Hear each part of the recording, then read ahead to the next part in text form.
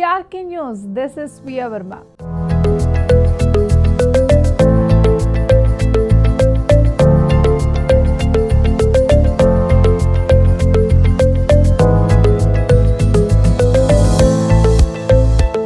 చోటా చార్ధామ్ ఈ యాత్ర గురించి పనిగట్టుకుని చెప్పనక్కర్లేదు. భారతదేశంలో అత్యంత పవిత్రమైన యాత్రలో ఒకటి బడా చార్ధామ్ యాత్ర ఉంటే రెండవది చోటా చార్ధామ్ యాత్ర. ప్రస్తుతం మనం మాట్లాడుకోబోయే యాత్ర ఈ చోటా చార్ధామ్ యాత్ర గురించి. ఇక 2026లో జరిగే చార్ధామ్ యాత్రను దృష్టిలో పెట్టుకుని ఉత్తరాఖండ్ సర్కార్ ఇప్పటి నుంచే ఏర్పాట్లను వేగవంతం చేసింది. అందులో భాగంగా చార్ధామ్ ఆలయాల్లోకి మొబైల్ ఫోన్స్ కెమెరాలు తీసుకెళ్లడంపై పూర్తిగా నిషేధం విధించనున్నారు.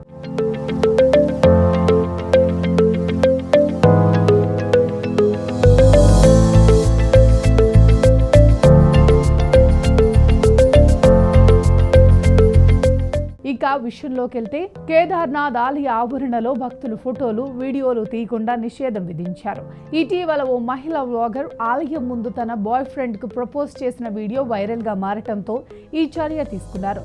శ్రీ బద్రీనాథ్ కేదార్నాథ్ ఆలయ కమిటీ ఆలయ ప్రాంగణంలోని పలు చోట్ల దీనికి సంబంధించి బోర్డులు కూడా ఏర్పాటు చేసింది. ఆలయ ప్రాంగణంలో వివిధ ప్రదేశాలలో మొబైల్ ఫోన్లతో ఆలయ ప్రాంగణంలోకి ప్రవేశించొద్దని, ఆలయం లోపల ఎలాంటి ఫోటోగ్రఫీ, వీడియోగ్రఫీ తీయవద్దని, అది పూర్తిగా నిషేధించబడింది అని తెలిపింది.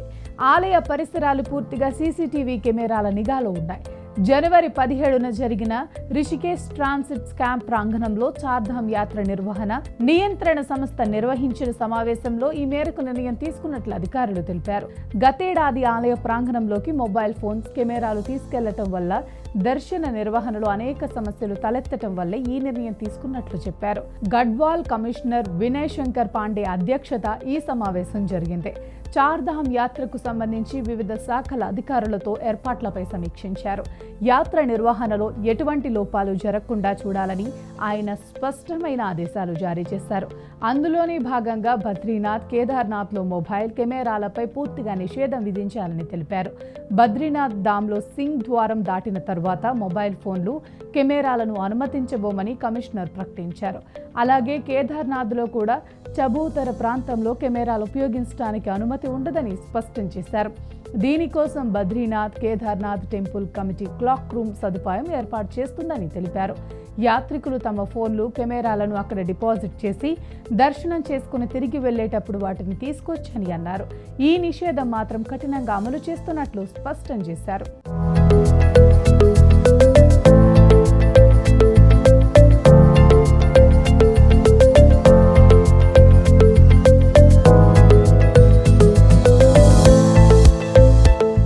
గత అనుభవాలే కారణం. అయితే గతేడాది చార్ధామ్ యాత్ర సందర్భంగా ఆలయ ప్రాంగణంలో ఫోటోలు తీయటంపై పలు వివాదాలు జరిగాయి.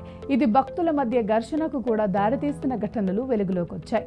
ఈ నేపథ్యంలోనే బద్రీనాథ్, కేదార్నాథ్ మందిర ప్రాంగణాల్లో మొబైల్ ఫోన్లు, కెమెరాలను పూర్తిగా నిషేధించాలని ప్రభుత్వం కీలక నిర్ణయం తీసుకుందని అధికారులు తెలిపారు. చార్ధామ్ యాత్ర ఉత్తరాఖండ్కు అత్యంత ప్రాధాన్యమైన యాత్ర అని, ప్రతి సంవత్సరం లక్షలాది మంది భక్తులు దర్శనార్థం వస్తారని కమిషనర్ వినయ్ శంకర్ పాండే గుర్తు చేశారు. భక్తుల సౌకర్యమే మొదటి ప్రాధాన్యమని స్పష్టం చేశారు. యాత్రలో ఎలాంటి లోటుపాట్లు లేకుండా ప్రతి అధికారి నిజాయితీగా తన బాధ్యతలు నిర్వర్తించాలని ఆదేశించారు. చార్ధామ్ యాత్రకు సంబంధించి ఇప్పటి నుంచి అన్ని ఏర్పాట్లు పూర్తి చేయాలని వినయ్ శంకర్ పాండే ఆదేశించారు. ముఖ్యంగా ట్రాఫిక్ నిర్వహణ, తాగునీటి సరఫరా, శౌచాలయాలు, పార్కింగ్ సదుపాయాలు, రోడ్ల మరమ్మతులు, భద్రతా ఏర్పాట్లు, వైద్య సేవలు, రవాణా సౌకర్యాలు, భక్తుల బసకు మెరుగైన నిర్వహణ వంటి వాటిపై ప్రత్యేకంగా దృష్టి సారించాలని చెప్పారు.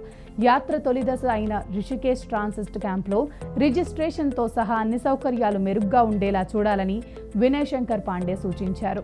అలాగే తమ ప్రాంతాల్లో సామాజిక సంస్థలతో సమన్వయం పెంచుకోవాలని అధికారులకు ఆదేశించారు. వర్షాకాలంలో బీఆర్ఓ ప్రత్యేకంగా అప్రమత్తంగా ఉండాలని కూడా పేర్కొన్నారు. ఇక చార్ధామ్ల ప్రారంభ తేదీలు ఇంకా ప్రకటించినప్పటికీ ఏప్రిల్లో యాత్ర ప్రారంభమయ్యే అవకాశం ఉందని వినయ్ శంకర్ పాండే తెలిపారు. గతేడాది చార్ధామ్ యాత్రలో 50 లక్షలకు పైగా భక్తులు పాల్గొన్నారని తెలిపారు. ఈ చార్ధామ్ యాత్ర 2025 నవంబర్ 25న ముగిసింది. గంగోత్రి, యమునోత్రి, కేదార్నాథ్ పుణ్యక్షేత్రాల తలుపులు అక్టోబర్ 23న మూసివేయగా బద్రీనాథ్ ఆలయాన్ని నవంబర్ 25న మూసివేశారు.